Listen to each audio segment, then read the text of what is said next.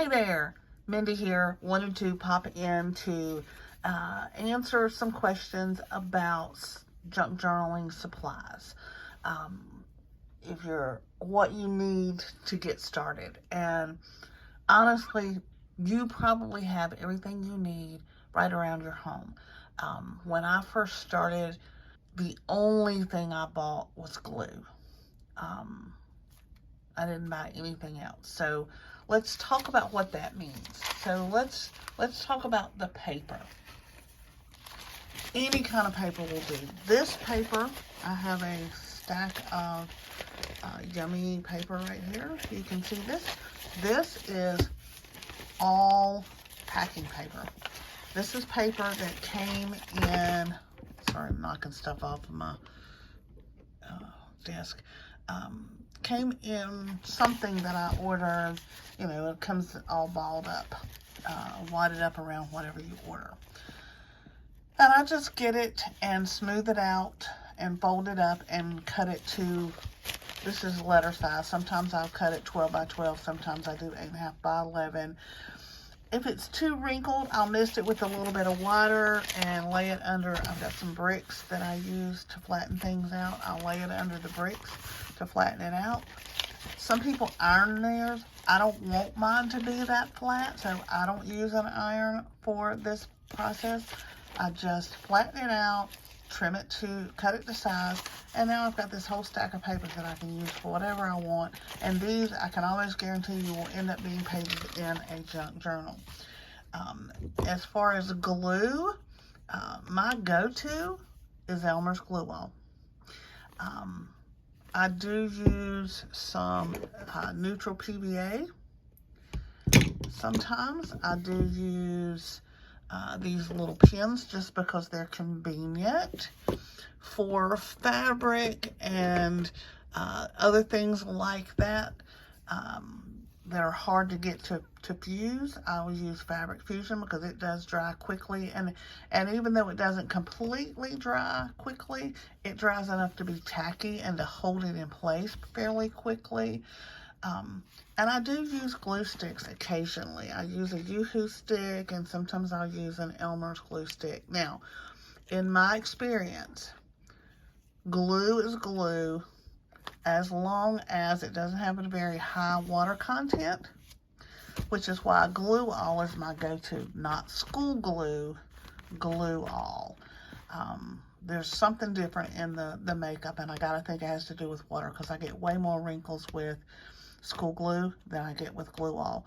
I like things that are non-toxic. I have cats around that are always up on my desk, so I'll make sure that what I use for the most part is non-toxic, or I'm very careful with it.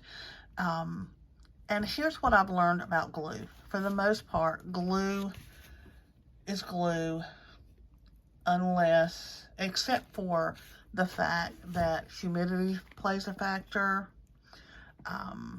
drying time plays, so heat plays a factor, what you're using, what you're gluing to each other, whether it's paper to paper, paper to cardboard, or paper to fabric, lace to fabric. It depends on what you're gluing, but humidity, drying time, and what you're gluing is the critical piece. And in my experience, sure, get advice from other people, ask people what they use. Glitter glue is a great one. I know a lot of people use that. I use it some. It's a little on the pricey side for me, especially compared to something like Elmer's glue wall.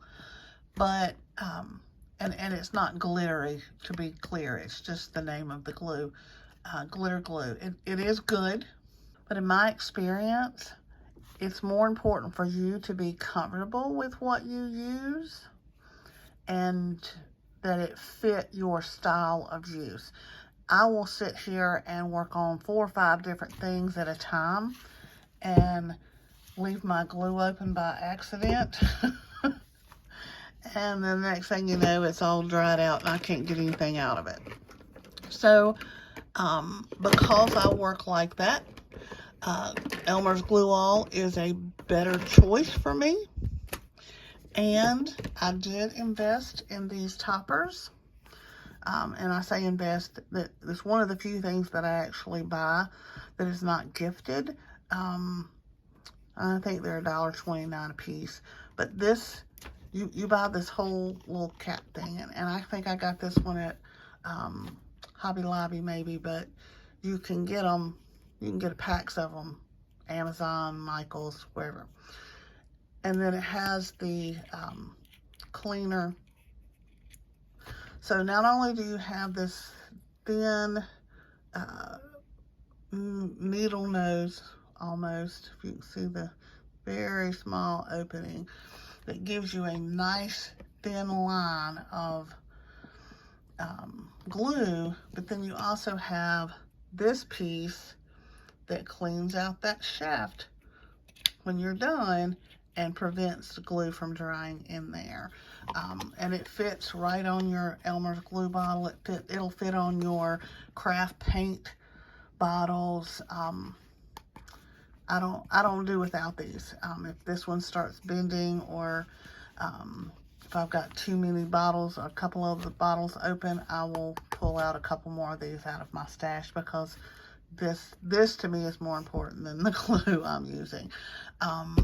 But it's important for you to be comfortable with the glue. Like this Fabric Fusion, I do use it occasionally. I cannot stand the way it smells. It gives me a headache. I just don't like it. So I don't use it as often as I use everything else. Glue All is something that I remember from my childhood. If it gets on my hands, I have fun peeling it off. So that's what's comfortable for me and what fits with me. So that's paper, there's glue, there's all kinds of other things to use.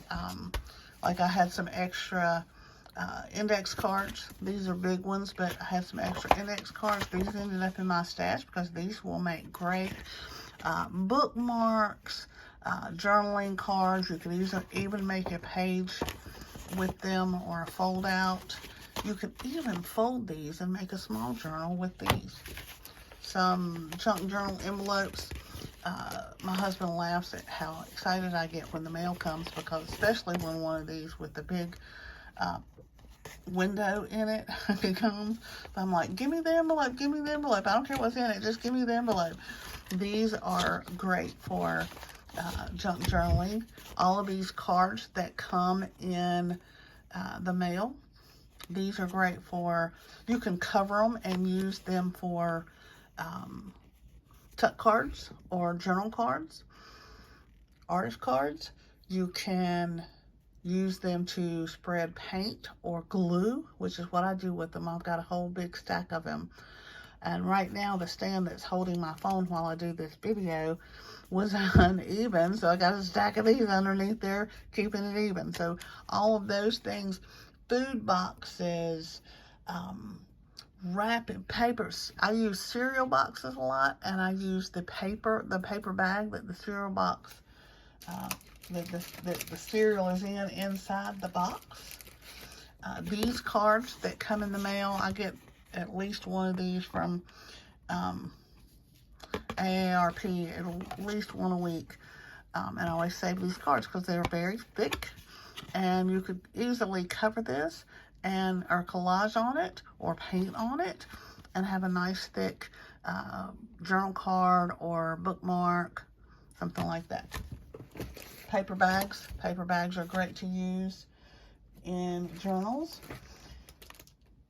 So there's just all kinds of things. I encourage you to kind of look around your home, look in your trash can, look in your recycle bin.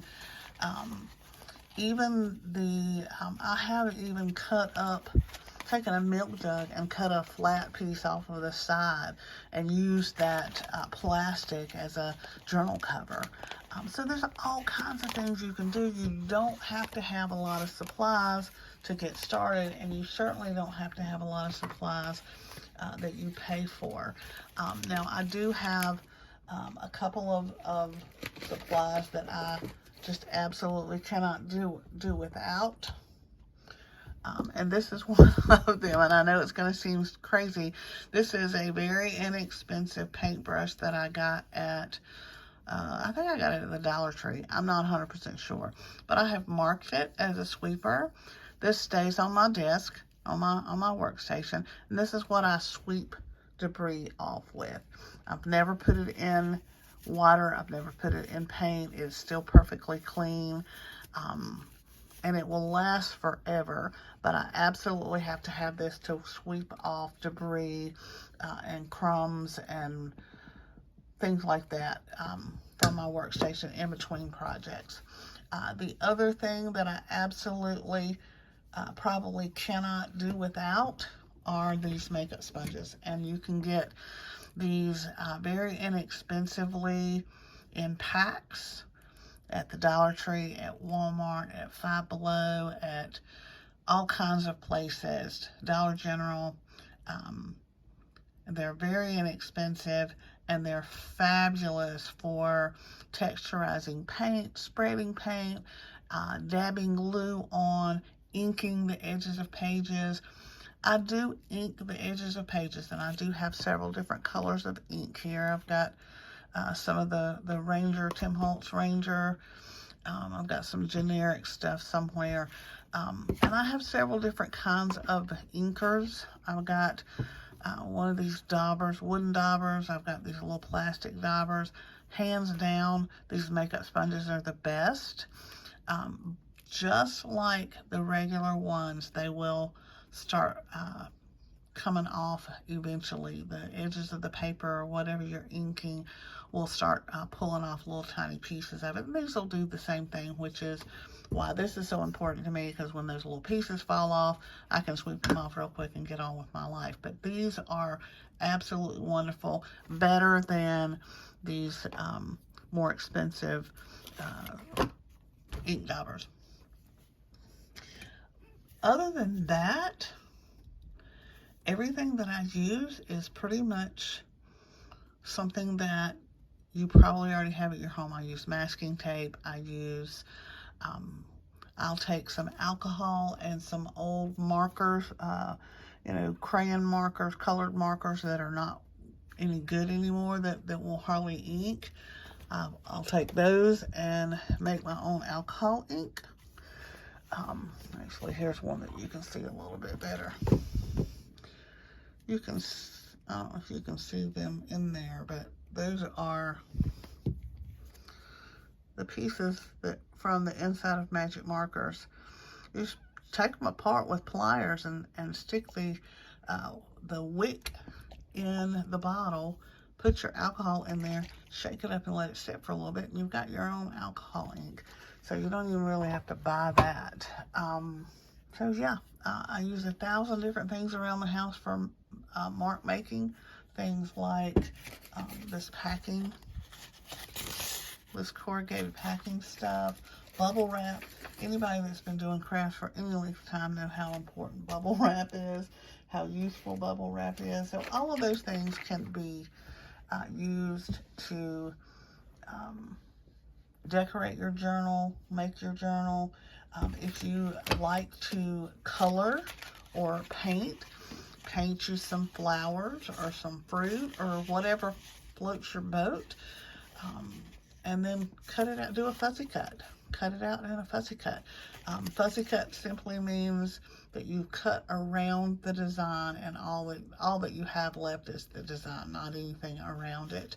I think fussy cutting started with quilts, when people were cutting out and appliquing intricate pieces of the fabric as quilts. Some people believe fussy cutting is cutting off all the white. I do not, and I like the white. If I need to get rid of the white, I will cut it off, but most of the time I will just kind of camouflage it with a pen or some ink. But these could be used to decorate your journal with. You could use old zippers. I mean, there's just so many different things. You can use the pack that the zipper came in the journal. I mean, there's just, let your creativity soar. I have used these funky knit bags out of that onions coming in, produce. I've cut this off and used it. I've used wet ones that had color on them when I wipe up my workstation with a wet nap or a a diaper wipe, whatever you call them, wet one or whatever. Once it dries, if it's got pretty patterns on it, I've used that in junk journals. I mean, there's just no limit to what you can use. So I encourage you to really think outside the box. Look through your trash can, look through your recycle bin, and before you take a load to Goodwill or the thrift store or wherever you donate to, look through it again and make sure there's not anything in there that you can use either as a tool or as a supply for creating your junk journals or mixed media or collage art or whatever it is you decide to do. Because the creativity piece, that's the joy. That's where the real joy comes from. Be joyful, have fun.